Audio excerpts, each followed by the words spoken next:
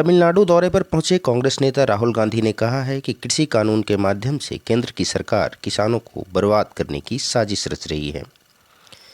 तमिलनाडु के मदुरई में जल्लीकट्टू के आयोजन में शामिल होने पहुंचे राहुल गांधी ने कहा कि जिन कानूनों को मोदी सरकार जबरदस्ती लाई है, आप मेरी बातों को गांठ बांध लीजिए, मोदी सरकार को कृषि कानून को वापस लेना होगा। जल्लीकट्टू के आयोजन में शामिल होने राहुल गांधी का भव्य स्वागत किया गया। राहुल गांधी ने कार्यक्रम में हिस्सा लिया। उन्होंने कहा कि मोदी सरकार किसानों की उपेक्षा ही नहीं कर रही है, बल्कि उन्हें पूरी तरह से नष्ट करने की साजिश रच रही है। आज पंजाब और हरियाणा के किसान जान की परवाह किए बिना दिल्ली बॉर्डर पर शांतिपूर्वक प्रदर्शन कर रहे हैं, लेकिन सरकार उनकी नहीं सुन रही है। सरकार किसानों की ज़मीन छीनकर अपने उद्योगपति मित्रों को देना चाहती है। राहुल गांधी ने कहा कि अगर किसी को लगता है कि आप किसानों को दबा सकते हैं और यह देश समृद्ध होता रहेगा, तो उन्हें हमारे इतिहास को देखना होगा। जब भी भारतीय किसान कमज़ोर होते हैं, भारत कमज़ोर होता है।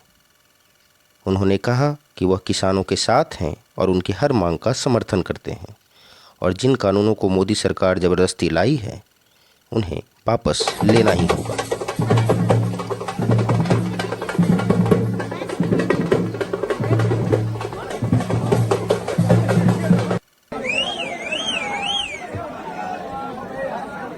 I'd like to thank everybody for inviting me here today. It was quite a lovely experience to see Tamil culture. Rahul Gandhi ने कहा कि मोदी सरकार को किसान और देश के लोगों की चिंता नहीं है।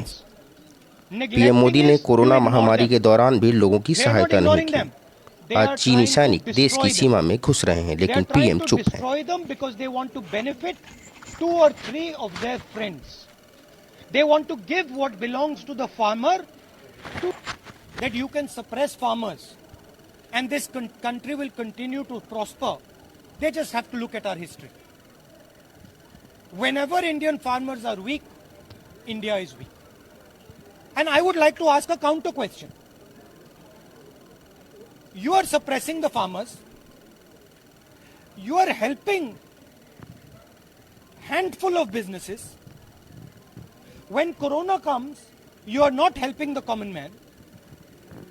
You are not supporting the common man. Whose prime minister are you? Are you the prime minister of the people of India, or are you the prime minister of two, three selected businessmen? And the final question, what is China doing inside our territory?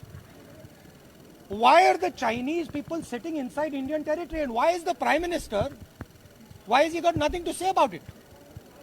Why is the Prime Minister completely silent about the fact that Chinese troops are sitting inside Indian territory? These are the real questions to be asked. I'm very, very proud of what the farmers are doing, and I fully support the farmers, and I will continue to stand with them. I raised their issue in a yatra in Punjab, and we will continue to do it. Mark my words.